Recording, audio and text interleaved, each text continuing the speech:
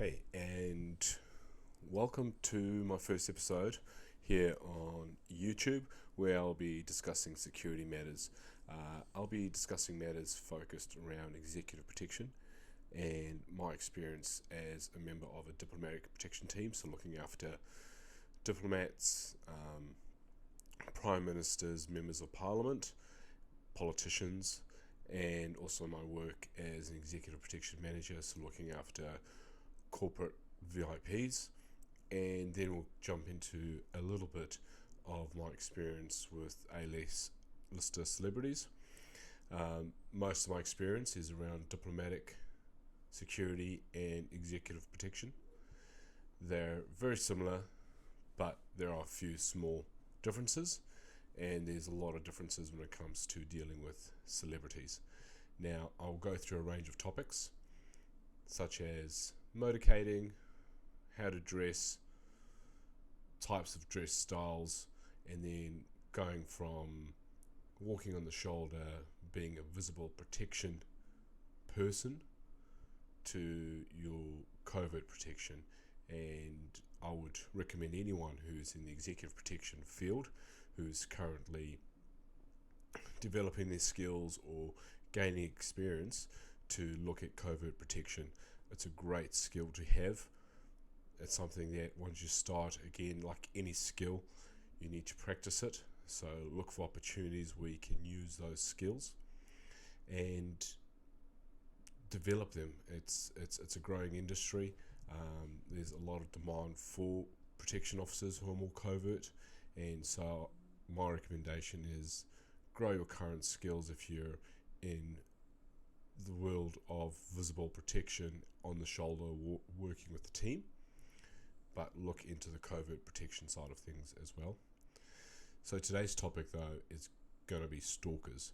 And the reason I chose stalkers for my first episode is that stalking is something that impacts or affects anyone. Anyone can be a victim of stalking. We know about the famous people. We see it in the media when a famous person has a stalker. But anyone can be a stalker. You, me, people watching this video, you can all be victims of stalking. And it is pretty bad. And it seems to be growing. It seems to be, I don't know if people are reporting it more, or social media has made it a larger, well-known topic, but definitely higher rates of stalking. And I think it's easier to stalk now with social media and people able to know where you are, what you're doing, what gym you go to. And so compared to years ago where someone actually had to follow you to know where you're going or where you spend most of your day, a lot of that information can now be gained just through following your social media posts or places where you've tagged yourself. So from a close protection perspective, VIPs with stalkers face a range of concerns. Risks including potential physical harm, invasion of privacy, emotional distress, disruption and emotional harm to your day. Stalkers also gather a lot of personal information, and so it's hard to know what information they have on you, but they'll do things like steal your mail, try and sign up at clubs that you belong to, depending on, again, the scale of how serious the stalking is. They'll track your movements. They'll do all various things, depending, again, on the level of stalker that we discuss. So examples, sadly, of famous people who have died at the hands of a stalker. You look at everything from John Lennon, who was shot in New York City by a fan. Recently, Christina Grimmie, there was a sad case where she was an upcoming artist, member of The Voice, and she was shot outside after a concert. And you look at other famous people who have been victims of stalkers, and those stalkers have invaded their privacy but going into their homes. Madonna, Gwyneth Paltrow, Halle Berry, Kendall Jenner, I'm sure a few of the Kardashians, Sandra Bullock. There are a lot of examples where stalkers have gone from following someone on social media, being a fan, to then going into that physical space, going to the homes of their victims. And when we look at executive protection, stalkers are a high risk to the people we look after.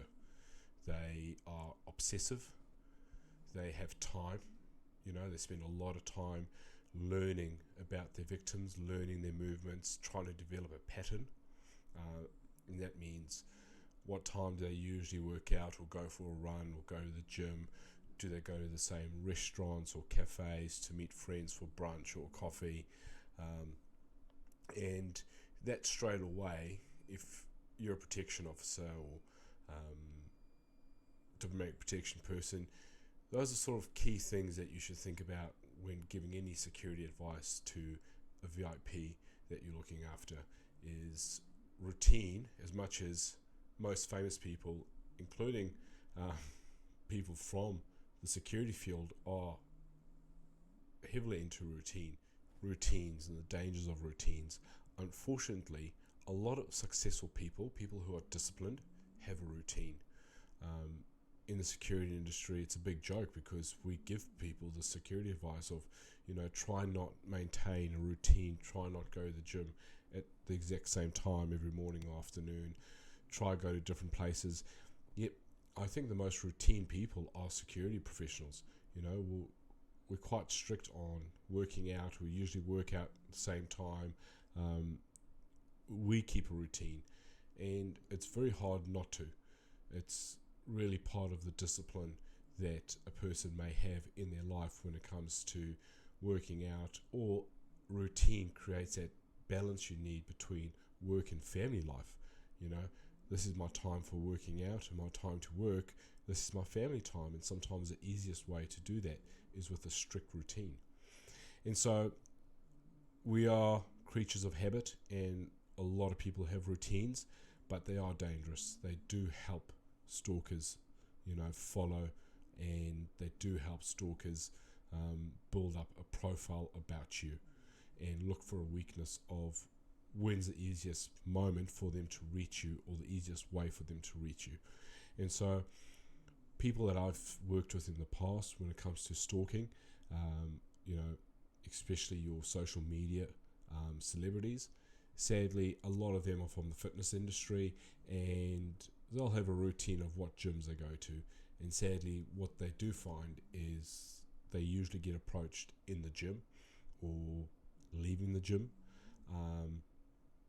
or if they're runners, they get approached on their run, which is quite scary because I've worked with people in the past who go for runs at 5 o'clock in the morning, and I've done some short videos on TikTok where I discuss the importance of being seen and not running on unlit or quiet routes, sticking to main roads.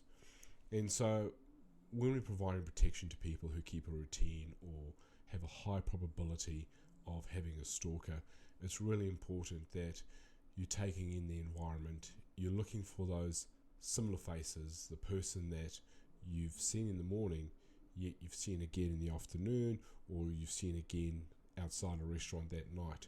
And so anyone in your team, if you're building a close protection team or you're developing your skills, it's a really important skill to have, is to recognize faces. And even though you're traveling a lot and you may be staying in different hotels, it's really important that you're able to go, I think I've seen that person before, take a note of it, speak to the team, share that information. If you're in a hotel or an environment in a restaurant, go back and speak to the manager and go, hey, there was a person here earlier today. I'm sure I've seen them before following us around. I'm really concerned. Can you show us your CCTV? Or do you know who this person is? Is it part of their routine to come to the restaurant where you go to every morning? So it's important to take in your environment, to know the people that are in your environment. And, if you're working in a city, what are the chances of seeing the same person twice?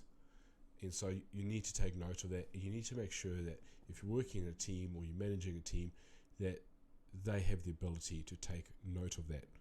Now, earlier on, I spoke about covert protection, and this is where a little bit of difference comes in, or actually a lot of difference comes in. So I started my career in diplomatic protection.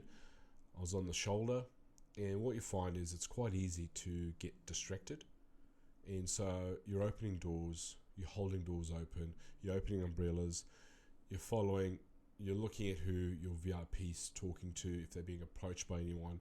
And so you're not taking in the wider environment. And, no one's perfect. And I think in this industry we can be quite harsh on ourselves to be perfect. But it's easy to get distracted when you're on a shoulder or you're on a team looking after a VIP where people are approaching, people want photographs, selfies, and that wide security circle can become very small. And so when I did covert protection and I did my first courses in covert work, surveillance detection courses and stuff like that, you start realizing how easy you are distracted when it comes to other protection work. When you're in a covert protection position, you're not opening doors, you're not being spoken to by the VIP, they're not asking you how long will it take us to get to the next venue. You're left completely alone just to look out for that suspicious behavior. You're out there, and so you take in a lot more information when you're working in a covert role. And so in the perfect world, if you have a VIP that wants the best protection, you would have that visible protection that people can see, that stalkers can see, and that visible protection is actually a distraction to stalkers and other people. And then you'll have that layer of covert protection, the people that are out there looking beyond that physical first circle of protection. They're looking for the people that are at the cafe, but when you go to the hotel, they're in the lobby. They're identifying those characters, and they identify stalkers a lot sooner than what an overt security team would do. So stalkers are dangerous. Stalkers should be taken seriously. Never look at a stalker and go, oh, it's just some kid who lives in his mum's basement or whatever. These people have time. They have time to plan. They have time to build up a routine, gather information about your VIP, and then also gather information about you. If you're on the shoulder all the time, they'll eventually learn who you are, and they'll figure out when you're working, when you're not working, because everyone needs a break. And so they'll build a picture about your VIP's life, and stalkers need to be dealt to as soon as possible. Running a surveillance team on them, these things are expensive. Definitely going to the police. Again, it is the option of your VIP, but I always recommend go to the police, make sure local police are aware of this person, see what information they're happy to share with you about this person. But the more people of authority that know that this person is a security risk, that they are a stalker, helps you protect your VIP. And so work closely with local authorities. Often, but stalkers can suffer from mental health issues. They're obsessive about your VIP. Speak to police about, are there mental health facilities or programs that we could recommend this person go to. Think out the box. It doesn't have to be handcuffs and lockups. Maybe the person does need help, and maybe we can provide that help to that person. And make sure that if the stalker's known, when you're attending events and you're briefing security, brief them properly. Brief them about the concerns of a stalker. Make sure they've seen the stalker's face. Print out photos, hand them out to security. I know it's difficult for people to look at a face once or twice and then, go work in a stadium full of people. But make sure things like that are in place, that other security teams that you're working with are aware of the stalker. Now, there's a lot of examples out there of people who have been victims of stalkers, famous people, people who aren't famous. Majority of them are female. Again, men can be victims of stalking, and an example is John Lennon. There's a male who was murdered by a stalker. But statistically, and the stats I got are from the US, you're looking at 1 in every 6 or 5 females will experience some level of stalking, and 1 in every 17 males will be victims of some sort of level of stalking. And so if you look at that data, 1 in 17 and 1 in 5, stalkers are a very real problem. That's quite high figures, to think 1 in every 5 females have been a victim of stalking. And so if you're looking after someone, chances are, if they're famous, in politics, have some sort of fan base, they will be a victim of stalking. It just depends on, how serious will that stalking be. Is it someone who just likes all their social media posts, someone who likes and leaves comments, someone who leaves concerning comments, to the person who's arriving at planned events, waiting outside venues, or trying to get tickets to the front of the show, and then physically trying to reach out, arriving at gates, arriving at doors, trying to get into a person's property, and so each of these people need to be risk assessed. Then, even though one risk may be higher than the other risk, they should all still be treated with the same level of seriousness, because you never know when that person who's just liking posts and leaving some comments on social media decides to wake up one morning, and that's the morning they're going to get into the house, because via social media they figured out quite quickly through photos and videos where you live, what your house is like. They've looked at your house online because you purchased it, and on the website where your house was sold, they've got floor plans, they've got photos of all the rooms, etc. Those photos show alarm systems. Often they'll show CCTV in the background, little things like that normal people don't take note of, stalkers look for. And so on this information, again, it's really important. If you got a VIP that's on social media all the time, you need to look at all those basic little security things, like delaying posts, trying not to tag locations, trying to make sure that there's no live feeds, all those little things, so that if you have a stalker, they can't follow you in real time. You got to make them work for it, and look out for those people. Look out for the people that rock up at every event, whether it's big or small. Look out for the people that keep just bumping into them at cafes or at their gym, and take it seriously. Stalkers are a serious threat. I would put that up as my number one priority when looking after VIPs, is the risk of stalkers. And other things that you need to take into consideration, obviously, is secure mail. Stalkers will often send messages via social media. Often they can hide their identity, and sometimes they send mails, they'll send letters. And so it's really important to have a robust mail system in place for VIPs. Don't get mail delivered to the house. Make sure it goes to a secure place. Make sure it's opened off-site, not on-site at a residential or at a corporate site. All these things, all these small little layers of protection,